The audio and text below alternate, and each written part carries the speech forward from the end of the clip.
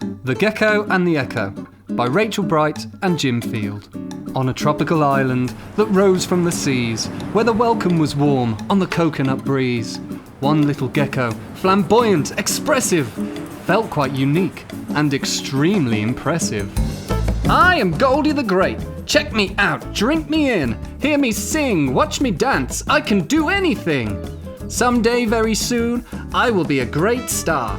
I know if I practice, that I will go far. So Goldie would prance and play to the crowd, singing songs out of tune and incredibly loud. It was 24/7, that mouth never shut. Yes, Goldie was frankly a pain in the butt.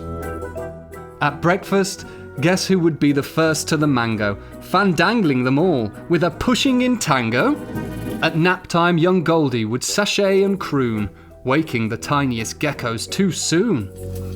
And under the moon, when the whole bay would dance, there'd be hops to the front at every chance. Day in and night out, Goldie just wouldn't stop, with no care where to tread on the way to the top. Then, one fateful night, when the crickets were chirping, Goldie tried making a tune. Out of burping? The others decided this was the last straw. They just couldn't take Goldie's gifts anymore.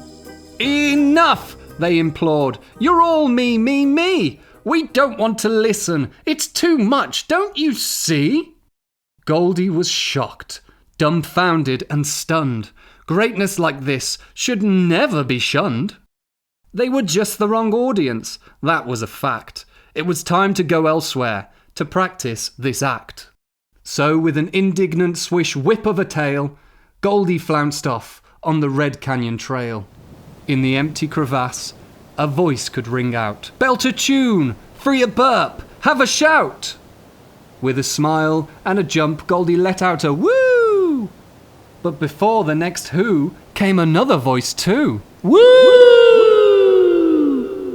But no one was there, so who'd wooed the who? There just wasn't room on this rock stage for two. Goldie tried singing a tra-la-la-la, but got drowned out by singing that bounced twice as far. And the song was not good. It was all out of tune. Who, Goldie thought, is this other buffoon? Be quiet, Goldie hollered. Be quiet, came the shout. This other gecko would have to get out. But then, ever so quietly, across the blue sky, some surprise inspiration came fluttering by.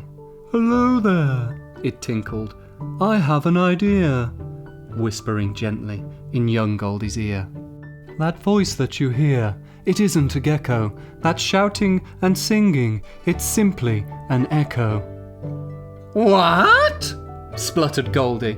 That can't possibly be. That terrible wailing, that ruckus, was me?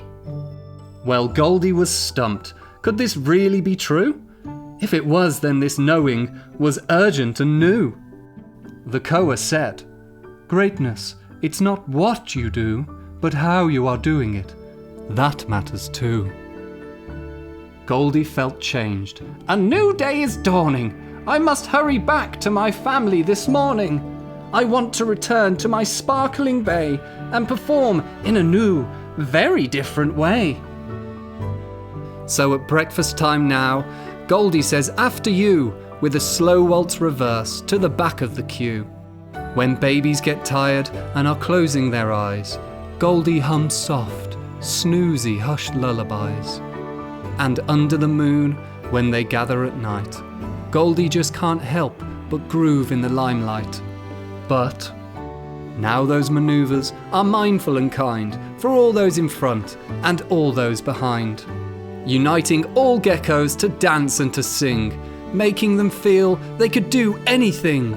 This was real stardom. Who would have thought?